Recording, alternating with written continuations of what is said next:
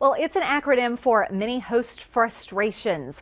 RSVP. From wedding to casual get-togethers, the once common act of replying to invitations has really become a lost cause. Live at 5's etiquette expert Carol Smith joins us now with more. I'm guilty. We're all guilty. It's so easy when you get, even now, those evites. Yes. It's yes, no, maybe. And I'm like, okay, I just won't do it right now. And the rule is try to respond in 1 to 2 days, and that puts the pressure on even more. Even if you just click maybe, that would be better than nothing at all, right? Exactly, because you can always get back to them closer to the date. And emails are coming out, so you can RSVP that way. But RSVP is a French term for please reply. So always remember, make some form of reply. Why is it so difficult for all of us to commit? Because that's basically what it comes down to. It is, and that's the hard thing to do, is you've been invited, so you have obligations. And your obligations is to respond in some way, whether it's a handwritten note of acceptance or a handwritten note of regret if you don't have RSVP. A lot of people even fill out the RSVP cards wrong.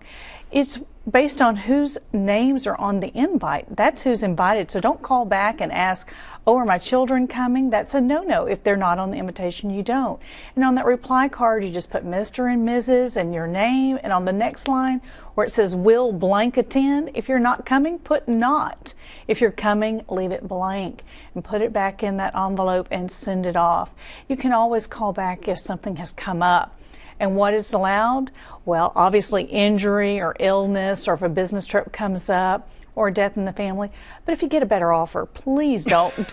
That's a big no-no. That's a way to get off everybody's guest list. It's just not show up because you got a better offer.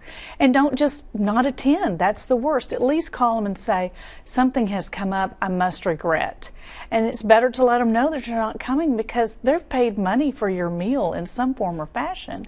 And that's a way to let your hostess know that you're really conscientious of this invitation. So that's what you need to think about. You need to think about if you were in that person's shoes, because it ultimately does come down to the money aspect of it. It's cost. A wedding, you know, they've paid for your meal and your alcohol and everything, a table place setting for you.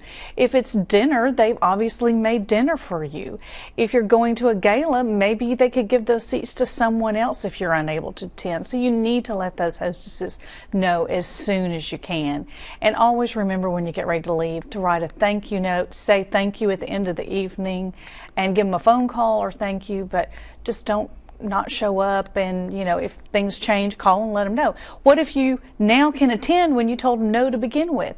Is that okay? If you think it's not going to upset her, you know, plans too much, call her back and say, hey, things have changed.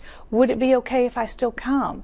You know what? She might have had somebody else fall off earlier in the day, and now she can slip you in and you're having a grand time. Okay, RSVP, it's important. Do it. Please reply. Please reply. Thanks so much, Carol.